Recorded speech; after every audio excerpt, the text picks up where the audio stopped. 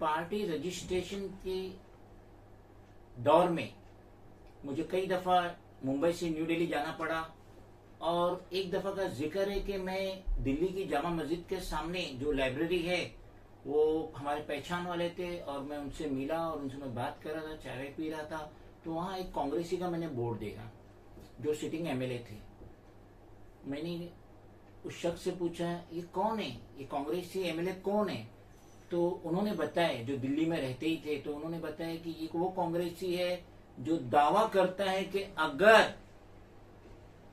Assembly election में मैं मेरे कुत्ते को भी खड़ा करूं तो वो भी जीत जाएगा। और एक दौर मैंने देखा जब आम आदमी पार्टी की आंधी चली, लीड बाय अरविंद केजरीवाल, तो जो शख्स दावा कर रहा था कि मैं मेरी जगह मेरे कुत्ते को खड़ा करूं तो वो असेंबली इलेक्शन जीत जाएगा, उसका उस आंधी के सामने नामो निशान खत्म हो गया।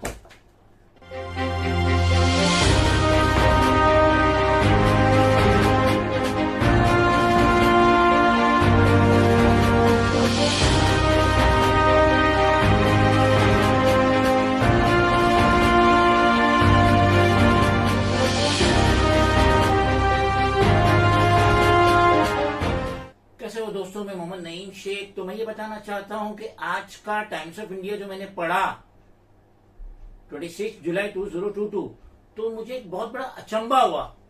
आर्टिकल कुछ यूं था कि आदित्य ठाकरे ने एक स्टेटमेंट दिए थे कि अगर ये जो शिवसेना के बागी है, रेबेल्स है, अगर अब असेंबली इलेक्शन होता है तो वो हार जाएंगे।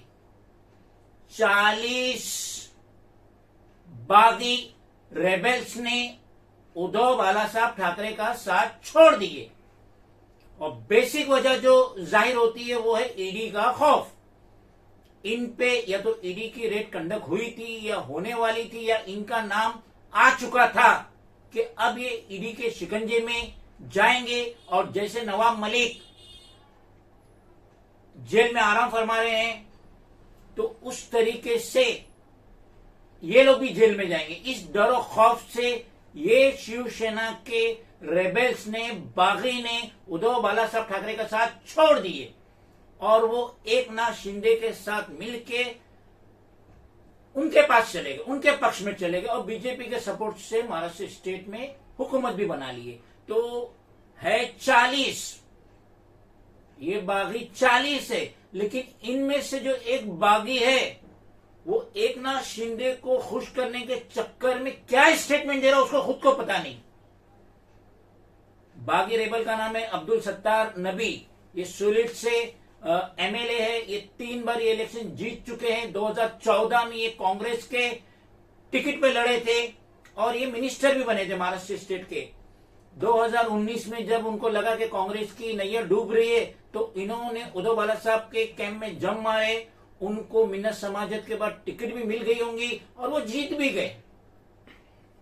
अब जब उद्धव बाला साहब ठाकरे ने 29 जून को from the CM of Maharashtra state resign दिए, और उसके बाद जैसा कि एकनाथ शिंदे 1 जुलाई से स्टेट के सीएम बने, तो ये अब्दुल सत्तार नबी ये एकनाथ शिंदे को खुश करने के लिए in response of the statement given by the Aditya Thackeray कि आज इलेक्शन होता है तो ये रेबल्स हार जाएंगे, मगर उन 40 रेबल्स में से अब्दुल सत्तार नबी ने तो चैलेंज कर दिए। वो कहते हैं कि मैं Eknath Shinde CM of state उनसे रिक्वेस्ट कर रहा हूं कि मेरा रेजिग्नेशन कबूल करो, मेरी कॉन्स्टिट्यूएंसी में बाईपोल इलेक्शन कराओ, तो मैं ये दिखाऊंगा आदित्य ठाकरे को कि देखो मैं कितनी ज्यादा मार्जिन से जीता। वो ये भी चैलेंज कर रहे हैं कि मैं इनविटेशन देता हूं आदित्य ठाकरे को, जो मेरी कॉन्स्टिट्यूएंसी में कभी नहीं है, वो आके विजिट करे। तो ये होता है अपने आका को खुश करना, ये होता है चूंटी को जुकाम आना। 2019 में अब्दुल सत्तार नबी को ना जाने कितनी मिन्नत समाजत के बाद शिवसेना का टिकट मिला होगा, लेकिन हाल फिलहाल में जो उद्धव बाला साहब ठाकरे का साथ छोड़ के जो 40 MLA और जो 12 MP साथ छोड़ के चले गए, तो वो सब ठीक है, वो कोई खास स्टेटमेंट नहीं दे रहे, बल्कि उनमें से एक दो जान ने, किसी ने गलत सलत जो भी बोला उद्धव बाला साहब ठाकरे के खिलाफ, तो उन्होंने बोले कि लिमिट क्रॉस मत करो।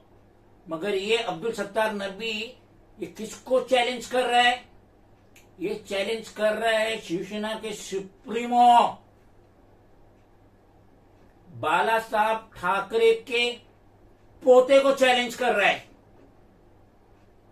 तो ये स्टेटमेंट पढ़ के अब्दुल सत्तार नकवी का मुझे बहुत नाराजगी हुई, क्योंकि स्टेट के सीएम ने कहे थे कि 18 तारीख को हम पोर्टफोलियो का डिस्ट्रीब्यूशन करेंगे, किसको क्या पोर्टफोलियो देना है। 18 जुलाई चली गई और ये बहाना लिया गया कि नहीं पहले प्रेसिडेंशियल इलेक्शन हो जाने दो, वो भी हो गया। उसके बाद प्रेसिडेंट बन जाने दो, वो भी बन गए।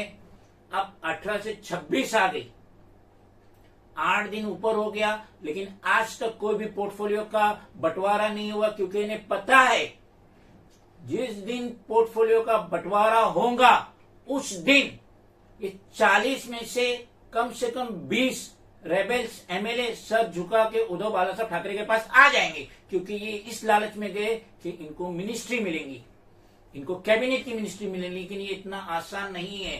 तो ये अब्दुल सत्तार नकवी ने जो अनाप शनाप बका आदित्य उद्धव ठाकरे के खिलाफ, तो इससे हम कतई सहमत नहीं है। और ऐसी बेबुनियाद बातें एक सिटिंग एमएलए को नहीं करनी चाहिए। खुदा हाफिज। Friends, if you think that this video is valuable, then please do like, share, comment, subscribe, and please press the bell icon button. Thank you.